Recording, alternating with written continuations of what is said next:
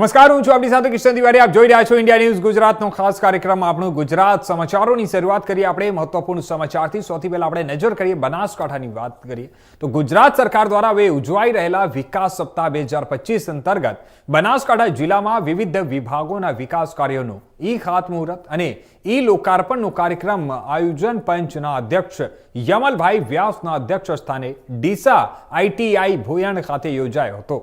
આ આયોજન પંચના અધ્યક્ષ યમલભાઈ વ્યાસના હસ્તે ડીસા ભોયણ ITIના નવા બિલ્ડિંગનું લોકાર્પણ કરવામાં આવ્યું હતું. આ ભવન 5 એકર જગ્યામાં કુલ રૂપિયા 314 લાખના ખર્ચે આ તૈયાર થયું છે, જેમાં 4 વર્કશોપ, 4 થિયરી રૂમ સહિતની અદ્યતન સુવિધાઓ ધરાવે છે. અધ્યક્ષ અને મહાનુભાવે નવનિર્મિત RTI આ ભવનની મુલાકાત લઈ અને નિરીક્ષણ કર્યું હતું. ઉપસ્થિત તમામે રાજ્ય કક્ષાના કાર્યક્રમનું જીવંત પ્રસારણ પણ નિહાળ્યું હતું. બનાસકાંઠા જિલ્લામાં કુલ 8 વિભાગના રૂપિયા 25.56 કરોડના 445 વિકાસ કાર્યોનું ઈ ખાતમુહૂર્ત અને લોકાર્પણ કરાયું હતું, જેમાં રૂપિયા 18.08 કરોડના 319 કામનું ખાતમુહૂર્ત અને રૂપિયા 7.47 કરોડના કુલ 126 કામોનું ઈ લોકાર્પણ કરાયું હતું. આ નવીન વિકાસ કાર્યોના કારણે જિલ્લાના નાગરિકોને ઘર અને આંગણે વિવિધ સરકારી સેવાઓનો લાભ મળી રહેશે. આ કાર્યક્રમમાં જિલ્લા કલેક્ટર મિહિર પટેલ, જિલ્લા વિકાસ અધિકારી MJ દવે, પૂર્વ સાંસદ દિનેશભાઈ અનાવાડિયા સહિત સંબંધિત વિભાગના અધિકારીઓ, કર્મચારીઓ અને બોડી સંખ્યામાં વિદ્યાર્થી લોકો ઉપસ્થિત રહ્યા હતા. આજે આ ડીસા ITIના નવા જે બનેલા બિલ્ડિંગનું લોકાર્પણનો કાર્યક્રમ થયો. સાથે સાથે વિકાસ સપ્તાહ અંતર્ગત જે છેલ્લા એક સપ્તાહમાં અને વિવિધ કાર્યક્રમો થયા છે અને ખાસ કરીને ડીસામાં 45 કરોડથી વધુના 125થી વધારે જે કાર્યોનું લોકાર્પણ થયું છે અને 300થી વધુ કાર્યક્રમોનું જે ખાતમુહૂર્ત કરવામાં આવ્યા છે ડીસામાં અને બનાસકાંઠા જિલ્લામાં, તેના માટે હું ખૂબ શાસનને, વ્યવસ્થાને અને ચૂંટાયેલા પદાધિકારીઓને ખૂબ અભિનંદન આપું છું. અને આગામી વર્ષોમાં બનાસકાંઠા જિલ્લામાં વધુમાં વધુ સારી રીતે વિકાસ થાય એ માટે સૌ ભેગા મળીને કાર્ય કરતા રહે અને એ માટે શુભેચ્છા પાઠવું છું. હવે સમાચારોમાં આગળ વાત કરીએ આપણે અમરેલીની તો સ્થાનિક સ્વરાજ્યની તાલુકા પંચાયત, જિલ્લા પંચાયત અને નગરપાલિકાને લઈને અમરેલી જિલ્લામાં કોંગ્રેસ સજાગ થઈ છે અને આજથી જ અમરેલી જિલ્લાના તાલુકા મથકો પર કોંગી નેતાઓ લલિત વસોયા, માનસિંગ ડોડિયા, દિનેશ મકવાણા, ભીખુભાઈ વાડદોડિયા સાથે અમરેલી જિલ્લા કોંગ્રેસના પ્રમુખ અને પૂર્વ ધારાસભ્ય પ્રતાપ દુધાતે આગામી ચૂંટણીઓ જીતવાનો મંત્ર કોંગી નેતાઓને, કાર્યકર્તાઓને આપ્યો હતો. સાથોસાથ આ કોંગી નેતા પ્રતાપ દુધાતે ભાજપ પર નાના પક્ષોને લાવીને 2007થી ચૂંટણીઓ જીતવાના પ્રયાસો સફળ થયા હોઈને કેશુભાઈ પટેલ પણ પાર્ટી લઈને આવ્યા ને ભાજપ એમાં સફળ થયું અને ત્યારે આ ટાઈપ હોવાનો ટોણો દુધાતે કરીને 30 વર્ષથી ભાજપ પર રાજ કરતું હોવાનું જણાવ્યું હતું. અમરેલી જિલ્લામાં લીલિયા બાદ સાવરકુંડલા અને રાજુલા, જાફરાબાદ બાદ અમરેલી, બાબરા, લાઠી, ધારી, બક્સરા સહિતના તાલુકા મથકો પર 3 દિવસ સુધી આ કાર્યકર્તાઓને જોમ જુસ્સો સાથે આગામી સ્થાનિક સ્વરાજ્યની ચૂંટણીઓમાં કોંગ્રેસ પક્ષ મજબૂત થાય તેવા સમીકરણો કોંગ્રેસી નેતાઓએ તેજ કર્યા છે અને આગામી 1 અઠવાડિયામાં તાલુકા વાઇઝ કોંગ્રેસનું સંગઠન જાહેર થવાનું દુધાતે જણાવ્યું હતું. પ્રદેશ કોંગ્રેસના આદેશ મુજબ સંગઠન સૂજન અભિયાનના અંતર્ગત આજે પ્રદેશના નિરીક્ષકો આવ્યા છે અને સવારમાં લીલિયાથી શરૂઆત થઈ, સાવરકુંડલા, બપોર પછી રાજુલા, જાફરાબાદ, આવતીકાલે સવારે ધારી, ખાંભા, ચલાલા, બપોર પછીના બગસરા અને ત્યાર પછીના સાંજના ટાઈમે અમરેલી શહેર, અમરેલી તાલુકો અને નેક્સ્ટ ડે લાઠી, બાબરાની અંદર આ કાર્યક્રમ પૂર્ણ થશે. બધાને રૂબરૂ સાંભળે છે, કાર્યકર્તાઓને રૂબરૂ નિરીક્ષકો મળે છે. કામ કરતા લોકો આગળ વધે એ પાર્ટીનો ધ્યેય છે. એના ભાગરૂપે આ સંગઠનને મજબૂત બનાવવા માટેનો પ્રયત્ન કરી રહ્યા છે. જે સ્થાનિક સ્વરાજની ઇલેક્શન છે એની પણ સ્થાનિક લેવલે તૈયારીઓ ચાલુ થઈ ગઈ છે અને કોઈપણ સ્થિતિની અંદર આ વખતે આખા જિલ્લામાં તાલુકા પંચાયત અને નગરપાલિકા કોંગ્રેસની આવે એ અમારો પ્રયત્ન રહેશે.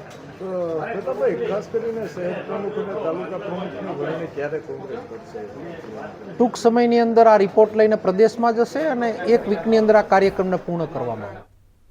હવે આ તરફ આપણે આગળ વાત કરીએ જામનગરની, તો જામનગર જિલ્લામાં આજે ખેડૂતો દ્વારા અનોખી રીતે મગફળીના ટેકાના ભાવે ખરીદી વધારવાની માંગ સાથે વિરોધ પ્રદર્શન કરવામાં આવ્યું. આ કિસાન કોંગ્રેસના આગેવાનો અને મોટી સંખ્યામાં ખેડૂતો બળદગાડામાં મગફળીનો પાક લઈને જિલ્લા પંચાયત કચેરીએ પહોંચ્યા હતા. ત્યારે ઢોલ નગાડા સાથે સૂત્રોચ્ચાર કરતા ખેડૂતોએ સરકારને આવેદનપત્ર આપી અને માંગણી કરી છે કે માત્ર 70 મણ નહીં પરંતુ ઓછામાં ઓછા 300 મણ સુધી ટેકાના ભાવે મગફળીની ખરીદી કરવામાં આવે. ખેડૂતોનું કહેવું છે કે આ વર્ષે મગફળીનું વાવેતર સામાન્ય કરતા વધુ થયું છે અને ઉત્પાદન પણ વધારે થવાની સંભાવના છે અને જો સરકાર પૂરતી ખરીદી નહીં કરે તો ખેડૂતોને મોટું આર્થિક નુકસાન ભોગવવું પડી શકે. ત્યારે કિસાન કોંગ્રેસના કાર્યકર્તાઓએ સરકારને ચેતવણી આપી છે કે જો ખેડૂતોની માંગ સ્વીકારવામાં નહીં આવે તો આવનારા દિવસોમાં આંદોલન વધુ તીવ્ર બનાવાશે. નામ છે કાસમભાઈ ખફી, જિલ્લા પંચાયત પૂર્વ વિપક્ષ નેતા છું. આજે જામનગર તાલુકા કોંગ્રેસ સમિતિ દ્વારા અમે ખેડૂતના જે પાક મગફળી ખાસ કરી અને સૌરાષ્ટ્રમાં જામનગરમાં જે ખૂબ સારી થઈ છે, જે ખેડૂતને દર વર્ષે સરકાર જે ટેકાને ભાવે જે ઓનલાઈન રજીસ્ટ્રેશનથી નોંધાવેલી હોય અને જો સરકાર એમ કહે કે અમે જો 70 મણ લેશીએ તો આ ખેડૂત એના કારણે ભયમાં છે. કારણ કે 70 મણ લઈએ તો અમારા જે ભાડા અને ભત્તા પહોંચે જે અમે યાદ સુધી પહોંચાડીએ તો અહીંયા પૂરું થઈ જાય છે. એટલે અમે સરકારને આજે અમે અમારા માધ્યમથી અવાજ પહોંચાડવા માંગીએ છીએ કે સરકાર અમારી કમસે કમ 300 મણ મગફળીનો પાકનો જે અમારી ખરીદી કરે અને 300 મણ પાકની ખરીદી થાય તો 2 પૈસા ખેડૂતને મજૂરી બચે. એવી અમારો આજે પ્રોગ્રામ અમે ખાસ કરીને કિસાન અમે એક સરકારને મેસેજ બી દીધો. અમારા બળદ બી છે, ગાડા બી છે અને મગફળીનો પાક પણ સાથે લઈ આવ્યા. આ પાક નથી નબળો, નથી ફ્રોડ કે નથી ચાઇનીઝ, આ ઓરિજિનલ ગુજરાતનો માલ છે અને ખેડૂત માટેનો છે. જો સરકાર અમારા ઉપર હાથ ના રાખે તો રાખે કોણ, એવું અમે આજે અમારા જિલ્લાના ખેતીવાડી અધિકારી દ્વારા અમે મેસેજ સરકાર સુધી પહોંચાડવાની ટ્રાય કરી. હવે આ તરફ આપણે આગળ વાત કરીએ અમરેલીની, તો વિડિયા શહેરમાં સુરગપરા ભવાની ચોકમાં પાણી માટે બહેનો રણચંડી બન્યા છે. છેલ્લા 3-4 દિવસથી પાણીનું વિતરણ ન થતા બહેનોએ રોષ વ્યક્ત કર્યો. વડિયાના સુરગપરા ભવાની ચોક વિસ્તારમાં છેલ્લા 3-4 દિવસથી પાણીનું વિતરણ ન થતા લોકોએ ખાસ કરીને બહેનો રોષ વ્યક્ત કર્યો છે.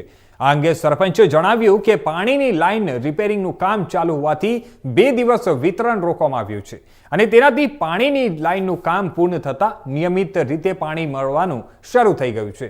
ત્યારે સરપંચના જણાવ્યા મુજબ ગત ઉનાળામાં વડિયા ગામમાં 1 દિવસ માટે પણ પાણી કાપ રાખવામાં આવ્યો ન હતો. ગામમાં સતત પાણી પુરવઠો જાળવવામાં આવ્યો છે.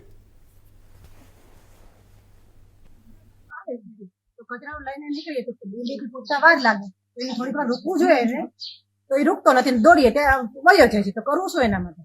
કોઈ માણસ અપાંગ હોય તો દોડતા દોડતા પહોંચે તો વાર કેટલી વાર લાગે? કામ કરતા હોય એટલે તમે આવો તો વાર લાગે.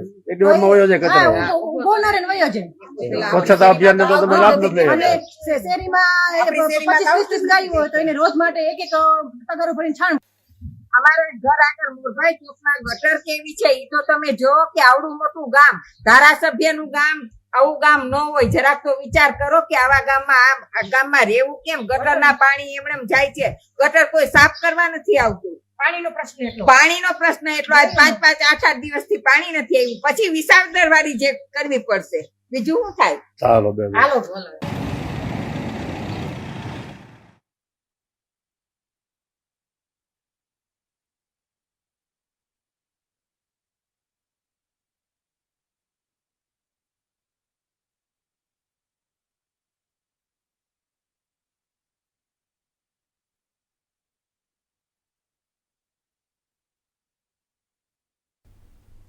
તો હવે આ તરફ આગળ વાત કરીએ આપણે વડોદરાની, તો વડોદરા શહેરના ગોત્રી સેવાસી રોડ પર આવેલી પ્રિયા ટોકીઝ પાસે વિડીયોમાં સંભળાતો અવાજ મુજબ પત્નીને મેસેજ કરવા મુદ્દે પતિ અને તેના મિત્ર સહિત 2 લોકોએ એક શખ્સને જાહેરમાં માર માર્યો હતો, જેનો વિડીયો હાલ સોશિયલ મીડિયા પર વાયરલ થઈ રહ્યો છે.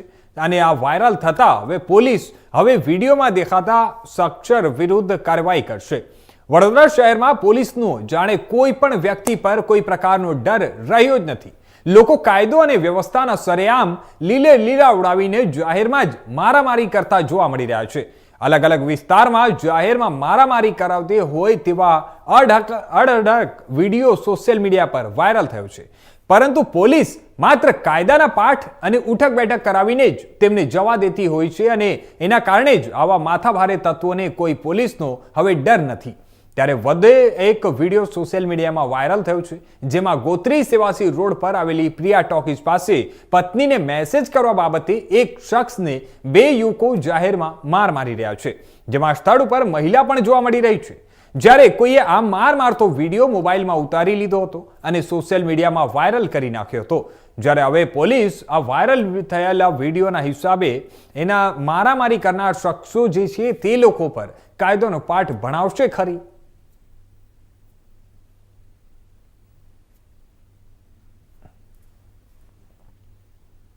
તો આ તરફ વાત કરીએ આપણે ભાવનગરની, તો ભાવનગર શહેરના દેસાઈનગર વિસ્તારમાં દિવાળીના પર્વ પહેલા જ હત્યાની એક કરુણ ઘટના બની છે. દેસાઈનગર પુલ નજીક સસરાએ જ પોતાના જમાઈ સુરેશભાઈ શરદભાઈ રાઠોડની તીક્ષ્ણ હથિયારના ઘા મારીને કરપીણ હત્યા કરી નાખી હતી. માહિતી મળતા અનુસાર છેલ્લા 5 વર્ષથી પતિ પત્ની વચ્ચે છૂટાછેડાનો કેસ ચાલી રહ્યો હતો અને આજે તેની કોર્ટમાં મુદ્દત પણ હતી.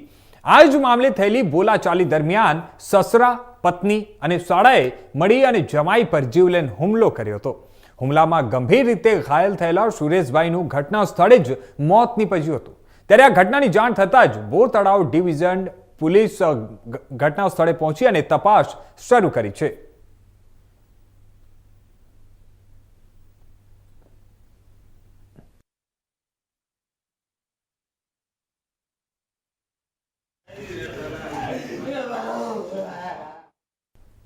તો જણાવી દઈએ, આ તીક્ષ્ણ હથિયારના ઘા મારીને પોતાના જમાઈને હત્યા કરી દેવામાં આવી છે અને આ ઘટના થતાં જ આખા સમગ્ર વિસ્તારભરમાં ચકચાર મચી ગઈ છે. આ દિવાળી પહેલા એક હત્યાની ઘટના બનતા જણાવી દઈએ કે આ ભાવનગરમાં અત્યારે ચકચાર મચી છે અને એમાં પણ મહત્વપૂર્ણ વાત એ છે કે સસરાએ પોતાના જમાઈને હત્યા કરી નાખી છે, પોતાની જમાઈની હત્યા થઈ છે. આનો તીક્ષ્ણ હથિયારના ઘા મારીને આ કરપીણ હત્યાને અંજામ આપવામાં આવ્યું છે. અત્યારે જણાવી દઈએ, પોલીસ દ્વારા અત્યારે બી ડિવિઝન પોલીસ ઘટના સ્થળે પહોંચી અને તપાસ હાથ ધરી છે. સુરેશભાઈ શરદભાઈ રાઠોડ નામના યુવકની હત્યા થઈ છે. તો દિવાળી પર્વ પહેલા હત્યાની ઘટના બનતા જ સમગ્ર વિસ્તારમાં ચકચાર મચી ગઈ છે. સુરેશભાઈ શરદભાઈ નામના વ્યક્તિની હત્યા થઈ છે. તીક્ષ્ણ હત્યાનો ઘા મારી અને તેમનો કરપીણ હત્યા કરવામાં આવી છે. જણાવી દઈએ, સસરા અને એની સાથે જે એમના પક્ષના સાથીદારો હતા તે લોકો તમામે મળીને અને આ ઘટનાને અંજામ આપ્યો છે. તો હવે આગળ વાત કરીએ આપણે નવસારીની, તો નવસારી જિલ્લાના બિલીમોરા ખાતે નવનાથ આશ્રમના આશરે 1000 અનુયાયીઓ મંગળવારે જિલ્લા કલેક્ટરને આવેદનપત્ર આપવા માટે પહોંચ્યા હતા. તેમણે તાત્કાલિક તપાસ અને દોષિતો સામે કડક કાર્યવાહી કરવાની માંગ કરી. અનુયાયીઓએ જણાવ્યું કે આ ગોરખનાથજીની મૂર્તિ તોડવાનું માત્ર ધાર્મિક ભાવનાઓને ઠેસ પહોંચાડવાનું નથી, પરંતુ ગુજરાતના સાંસ્કૃતિક અને ધાર્મિક વારસાની અવમાનના છે. તેઓએ કાયદેસરની કાર્યવાહી દ્વારા ગુનાઓનો ઉકેલ લાવવામાં આવે તેવી કલેક્ટરને સહભાગિતા માંગી છે. આ પ્રસંગે આશ્રમના પિતાનો પણ અને સ્થાનિક ભક્તોનો પણ પ્રતિનિધિ જૂથ ઉપસ્થિત રહ્યો હતો. અનુયાયીઓએ કલેક્ટરને લેખિત આવેદનપત્ર આપ્યું છે અને ઘટનાની પૂર્ણ તપાસ કરવા માટે આવે તેવી માંગણી કરાઈ છે. તેમણે સ્થાનિક સુરક્ષા વ્યવસ્થા મજબૂત કરવા અને સમુદાયના માનસિક શાંતિ માટે તાકીદની પગલાં ભરવાની પણ વિનંતી કરી છે.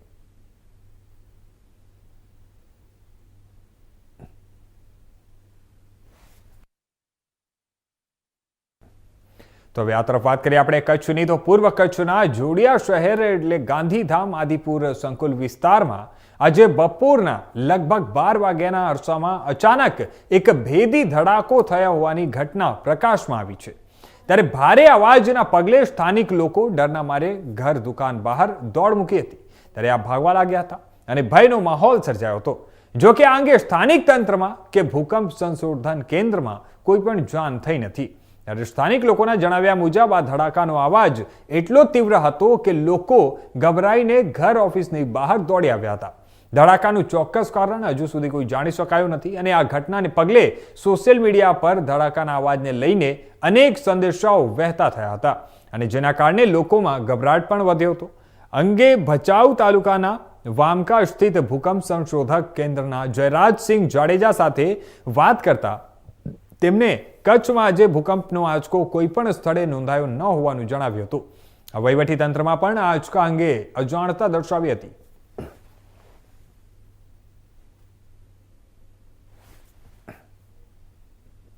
તો આગળ વાત કરીએ આપણે ડભોઈની. તો ડભોઈ નગરપાલિકા દ્વારા તાલુકાના 4 ગામોને પાલિકાની હદમાં સમાવિષ્ટ કરવાની દરખાસ્ત સામે ભારે વિરોધ નોંધાયો છે. ડભોઈ તાલુકાના વેગા, કજાપુર, ટીંબી અને તરસાણાનો ડભોઈ નગરપાલિકા હદ વિસ્તારમાં સમાવિષ્ટ કરવાના નિર્ણય 4 ગામના નાગરિકો દ્વારા સખત વિરોધ કરવામાં આવ્યો હતો. આ ગ્રામજનો આક્ષેપ કરે છે કે ડભોઈ નગરપાલિકા પોતે જ ડભોઈ નગરમાં પાણી, ગટર, રસ્તા અને લાઇટ જેવી જે મૂળભૂત સુવિધાઓ છે તે પણ પૂરી પાડવામાં નિષ્ફળ છે અને જો નગરપાલિકા પોતાના હયાત વિસ્તારને જ સુવિધા આપી શકતી ન હોય તો નવા સમાવિષ્ટ થનારા જે 4 ગામો છે તેને કેવી રીતે સુવિધાઓ પૂરી પાડશે? અને આ સવાલ સાથે ગ્રામજનોએ પોતાનો અસંતોષ વ્યક્ત કર્યો છે. નગરપાલિકાના પ્રસ્તાવથી અસંતુષ્ટ 4 ગામના હજારો રહેવાસીઓ આજે ભેગા થયા હતા અને એપીએમસી મેદાનથી મામલતદાર કચેરી સુધી વિશાળ રેલી સ્વરૂપે કૂચ કરી હતી. મામલતદાર કચેરીએ પહોંચીને તેમણે મામલતદારને આવેદનપત્ર આપી અને આ પ્રસ્તાવનો સખત વિરોધ નોંધાવ્યો હતો. ગ્રામજનો સ્પષ્ટ માંગ કરી રહ્યા છે કે આ સમાવેશનો ઠરાવ તાત્કાલિક મુલતવી રાખવામાં આવે.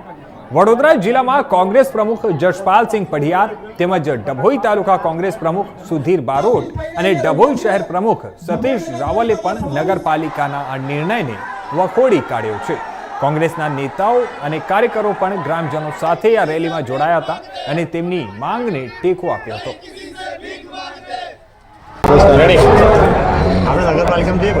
જે રીતે ડભોઈ નગરપાલિકા દ્વારા 4 ગામો સમાવેશ કરનારો નગરપાલિકામાં જે નિર્ણય કરવામાં આવ્યો છે એ નિર્ણયના વિરુદ્ધમાં અહીંયા 4 ગામના સરપંચશ્રીઓ, ગામના સૌ વડીલો, યુવાનો અને માતાઓ બહેનો સહિત અહીંયા એમનો વિરોધ નોંધાવવા માટે અને આવેદનપત્ર આપવા માટે અહીંયા કચેરી ખાતે આવ્યા છે. જે રીતે પોતાની રીતે મનસ્વી રીતે વિલન અપનાવીને ના તો કોઈ ગ્રામજનોના વાંધા કે વિરોધ સાંભળ્યા વગર નગરની સભામાં પણ અમારા કાઉન્સિલો દ્વારા વિરોધ કરવામાં આવે તેમ છતાં પણ એમની વાત પણ નહીં સાંભળીને મનસ્વી રીતે વલણ અપનાવીને જે રીતે આ ગામોને સમાવેશ કરવાનો નિર્ણય કરવામાં આવ્યો છે તો હું પૂછવા માગું છું શું ડભોઈમાં ગટર, પાણી, રોડ, રસ્તાની તમામ જે નગરપાલિકા દ્વારા સુવિધા કરવામાં આવતી હોય છે, જે અન્ય સુવિધાઓ કરવામાં એ સંપૂર્ણપણે સજ્જ થઈ ગઈ છે કે ત્યારે તમે આ બીજા ગામોને સમાવેશ કરવાની વાત કરો કે છો? એટલે આ જે વાત છે એ તદ્દન ગ્રામજનો ઉપર થોપી દેવાનો પ્રયત્ન છે. સતત 32 વર્ષથી શાસનમાં રહેલી આ સરકાર સામાન્ય અને મધ્યમ વર્ગના અને ગ્રામજનોની વાત નહીં સાંભળીને જેવી રીતે અગાઉ પણ નથી સાંભળી, જો એ રીતનો નિર્ણય કરવામાં આવશે તો ગ્રામજનો અને સરપંચશ્રીઓ જે પણ વાત અહીંયા કહેશે, જે પણ નિર્ણય કરવામાં આવશે એ નિર્ણયની એમની સાથે અમે સમર્થનમાં ઊભા છીએ. ગામ ટીમ્બી પટેલ સુનિલ સરપંચ શ્રી બોલી વાત કરું છું. નગરપાલિકા દ્વારા 4 ગામોનો જે સમાવેશ કરેલો છે ટીમ્બી, કજાપુર, તરસાણા, એ દરખાસ્તને અમે અસંમતિ આપીએ છીએ અને નગરપાલિકા દ્વારા ગ્રામજનો અને સરપંચ સભ્ય ચૂંટાયેલા અને જાણ કર્યા વગર જો આ દરખાસ્ત જો કરવામાં આવી હોય તો આ દરખાસ્તનો અમે અસ્વીકાર કરીએ છીએ. એના સંદર્ભમાં આજે અમે અહીં આગળ પ્રાંત મામલતદાર કચેરીએ અમે પ્રાંત સાહેબને આવેદન આપવા માટે આ રેલીનું આયોજન કરેલ છે. આ નિર્ણય જો માન્ય નહીં રાખવામાં આવે તો અમે 4 ગામજનોએ ધરણા કરીશું, આંદોલન કરીશું, રસ્તા રોકો કરીશું, જિલ્લા કલેક્ટર જઈશું અને ગાંધીનગર પણ જવાની તૈયારી છે અમારી. નગરપાલિકામાં એવું છે કે 51,000 પબ્લિક તો ઓલરેડી અહીં આગળ છે જ. એમને જો પૂરતી સુવિધા, જો પાણી, ગટર યોજના, આ જે પૂરતી વ્યવસ્થા જો અહીં ગ્રામ પહોંચતી ના હોય તો આ 4 ગામોને કેવી રીતે પૂરી પાડી શકશે? અને નગરપાલિકાને આજથી 30 થી 35 વર્ષ પહેલાં આ વસાહતો છે. આજે એ વસાહતોનું જો પાણીનું બિલ બી જો નગર નિગમને જો ભરવું પડતું હોય તો પછી અમારા આ 4 ગામોની હાલત કેવી થશે? હવે આ તરફ આપણે આગળ વાત કરીએ તો ધરમપુર તાલુકાના ધારાસભ્ય અરવિંદભાઈ પટેલે ધારાસભ્ય તરીકેની પરંપરા મુજબ આ વર્ષે પણ આશ્રમ શાળાના વિદ્યાર્થીઓ સાથે દિવાળીનો ઉત્સવ ઉજવ્યો. ધારાસભ્ય વર્ષોથી આ પરંપરાને જાળવી રહ્યા છે અને બાળકો સાથે તહેવાર ઉજવવાનું કાર્ય સમાજમાં એક સુંદર સંદેશ આપે છે. આ પ્રસંગે ધારાસભ્ય અરવિંદભાઈએ વિદ્યાર્થીઓને દિવાળીના પ્રસંગે મીઠાઈ, ડ્રેસ અને જીવન ઉપયોગી વસ્તુઓનું વિતરણ કર્યું હતું. આ સાથે વિદ્યાર્થીઓ સાથે રમતો અને સામાજિક પ્રવૃત્તિઓનું આયોજન પણ કરવામાં આવ્યું હતું, જેથી બાળકોમાં આનંદ અને સહકારનો ભાવ ઊભો થાય. અને આ કાર્યક્રમ ધારાસભ્યના પરિવારના સભ્યોની હાજરીમાં યોજાયો હતો, જેમાં પરિવારના સભ્યો પણ વિદ્યાર્થીઓ સાથે મળીને તહેવારની ઉજવણીમાં જોડાયા હતા. હવે આ પ્રસંગે ધારાસભ્યએ કહ્યું કે દિવાળી માત્ર પ્રકાશનો તહેવાર નથી, પણ શૈક્ષણિક અને સામાજિક જીવનમાં સંવાદ અને સહયોગનું પ્રતીક પણ છે. તેમણે આશ્રમ શાળાના વિદ્યાર્થીઓને અભ્યાસમાં ઉત્તમ પ્રદર્શન કરવા અને સમાજ માટે ઉપયોગી બનવા માટે પ્રોત્સાહિત કર્યું. છેલ્લા 25 વર્ષથી આ આશ્રમ શાળાનું સંચાલન હું કરું છું. મારી પહેલી દિવાળી આ બાળકો સાથે, મારા પરિવાર સાથે, કે આવતીકાલે એ લોકો વેકેશનમાં, દિવાળી વેકેશનમાં ઘરે જશે, પણ એ લોકોને સાથે મેં પારિવારિક ભાવના રાખેલી. અને વર્ષોથી આ કાર્યક્રમ મેં જ્યારે ધારાસભ્ય ન હતો ત્યારથી આ કાર્યક્રમ મારો પરંપરાગત રીતે ચાલુ રાખેલો. અને આજે જે દિવાળી વેકેશન આવતીકાલથી શરૂ થવાનું છે, એટલે મેં બાળકો માટે મીઠાઈ, જમવાનું, ફટાકડા, અને દિવાળી જે ઘરે હું કરું એના કરતાં અતિ ખુશી આ બાળકો સાથે દિવાળી કરું એમાં મને થાય છે. આજે શહેરી વિસ્તારના બાળકો તો એ લોકોને પૈસા ટકાના હોય, પણ આ બાળકોને માટે ઘરે જઈને એ લોકો માટે આવી કોઈ એના વાલીઓ સગવડતા ન આપે, એ સગવડતા આજે મેં પ્રયાસ કર્યો છે કે આપણી આશ્રમ શાળામાં બાળકો જે છે એ બાળકોને શિક્ષણ સાથે સારા સંસ્કાર પણ મળે, ને આ દિવાળીની ઉજવણીની ખુશી ઘરે જઈને પણ એ લોકો એમના માતા પિતાને પણ કહે. અને આજની દિવાળી આજે અમે બાળકો સાથે જે મનાવીશું એ જ મારી હર્ષની દિવાળી હશે. હવે આગળ આ તરફ આપણે વાત કરીએ આણંદની, તો કરમસદ આણંદ મહાનગરપાલિકા દ્વારા વલ્લભ વિદ્યાનગરની રાધે ઢોકળા રેસ્ટોરન્ટમાં ઓચિંતો છાપોમારી કરી અને તપાસ કરતા રસોડામાં માનવ જીવનને હાનિ થાય તેવી ગંદકી જોવા મળતા રેસ્ટોરન્ટને તાત્કાલિક અસરથી સીલ કરી દેવામાં આવી. અને ત્યારે આ સીલ કરી દેવામાં આવતા ચકચાર મચી જવા પામી છે.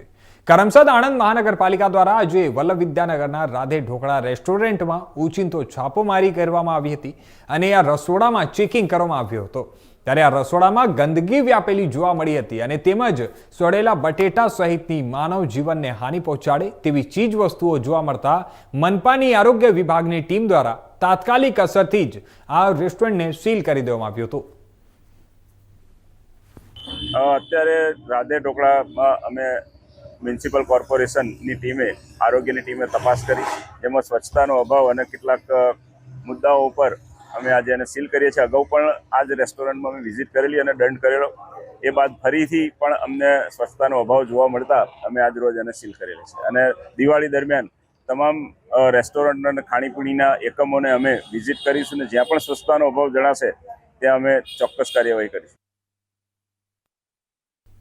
તો આગળ વાત કરીએ આપણે સુરેન્દ્રનગરની, તો ધાંગધ્રા શહેરમાં માછીવાડ વિસ્તારમાં રહેતા શાહરૂખ સલીમભાઈ મોવર નામના યુવકની હત્યા થઈ છે.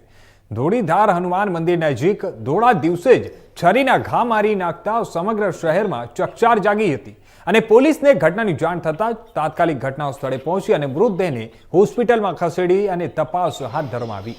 ત્યારે ધોળીધાર હનુમાન મંદિર વિસ્તારમાં પોલીસ બંદોબસ્ત ગોઠવી અને ડીવાયએસપી, પીઆઈ, પીએસઆઈ સહિત પોલીસ કાફલો ઘટના સ્થળે પહોંચી અને તપાસ આરંભ કરી હતી. અને હત્યામાં કોણ સંડોવાયેલો છે, કોણે હત્યા કરી છે, તેમજ હત્યામાં વપરાયેલા છરી કબજે કરવાની તજવીજ હાથ ધરાઈ હતી અને આરોપીઓને ઝડપવા માટે અલગ અલગ ટીમો બનાવી હતી.